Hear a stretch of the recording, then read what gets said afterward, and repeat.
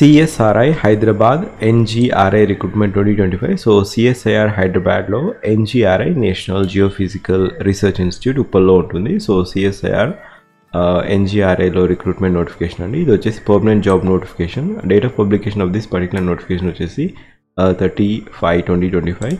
So ఇక్కడ CSIR NGRIలో హైదరాబాద్లో ఉంటుంది. దీంట్లో రిక్రూట్మెంట్ నోటిఫికేషన్ వచ్చేసి junior secretary assistant as well as junior stenographer.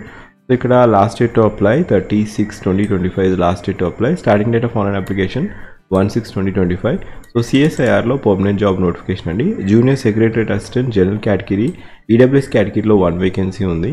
And upper age criteria 28 years. And pay scale వచ్చేసి 38,907 per month ఉంటుంది. అప్రాక్సిమేట్గా అరౌండ్ 40,000 వరకు ఉంటుంది.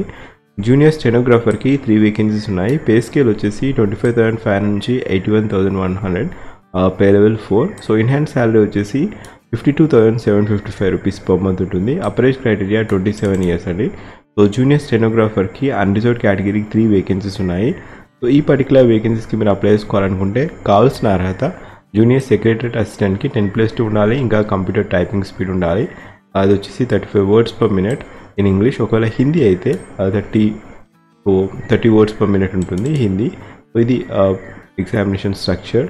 ఒకవేళ diploma 3 years candidates acquired after passing 10th standard will be treated equivalent to 12th standard. So diploma వాళ్ళు కూడా apply చేసుకోవచ్చు.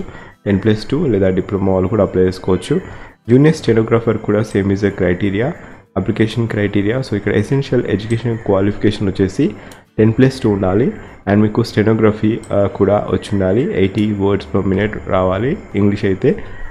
And 65 words per minute ఉంటుంది హిందీ లాంగ్వేజ్ అయితే. So this is a criteria for stenography ఇంకా junior secretary అసిస్టెంట్కి.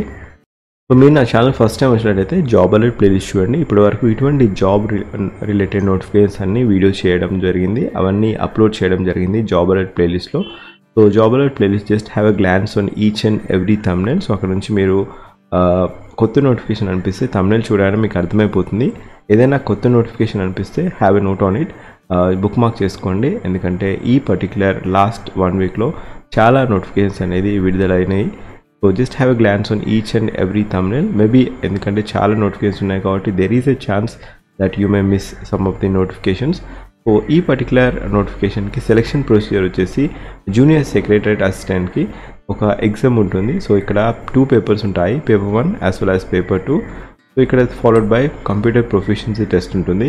So paper 1 అనేది just qualifying మాత్రమే. So ఎవరైతే మినిమం థ్రెష్-హోల్డ్ అనేది పేపర్ 1లో క్వాలిఫై అవుతారో వారిని నెక్స్ట్ ఫేజ్ పేపర్ 2 అనేది ఎవాల్యుయేట్ చేయడం జరుగుతుంది. So proficiency computer typing test కూడా ఉంటుంది జూనియర్ సెక్రటరీ అసిస్టెంట్కి. సో ప్యాటర్న్ ఆఫ్ ఎగ్జామినేషన్ ఇలా ఉంటుంది. ప్యాటర్న్ ఆఫ్ ఎగ్జామినేషన్ వచ్చేసి OMR బేస్డ్ లేదా కంప్యూటర్ బేస్డ్ ఎగ్జామినేషన్ అనేది ఉండడం జరుగుతుంది. దాంట్లో టోటల్గా 200 questions అడుగుతారు. The time frame allotted 2 hours 30 minutes. ఒకవేళ PWD కేటగిరీ వారికి అయితే 2 hours 50 minutes the time frame. So paper 1లో టైం అలాటెడ్ టోటల్ 90 minutes అనేది టైం అలాట్మెంట్ ఉంటుంది paper 1లో.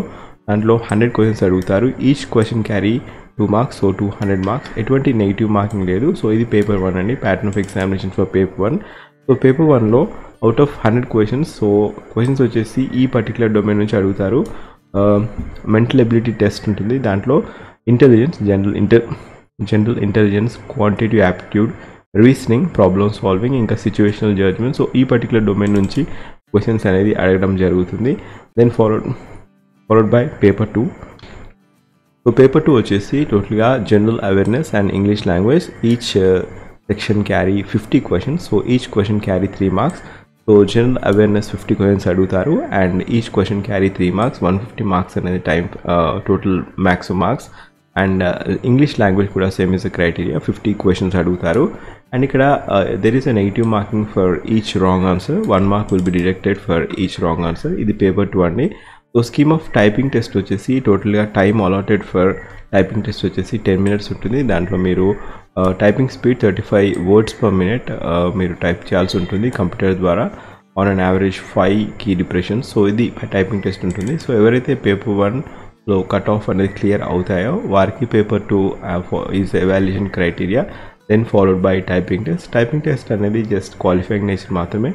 So preparation of merit వచ్చేసి పేపర్ 1 పేపర్ 2 దాంట్లో సెకండ్ పేపర్ అనేది ఎవాల్యుయేట్ చేయడం జరుగుతుంది. పేపర్ 1 అనేది జస్ట్ కట్ ఆఫ్ కింద మాత్రమే, then followed by computer typing test.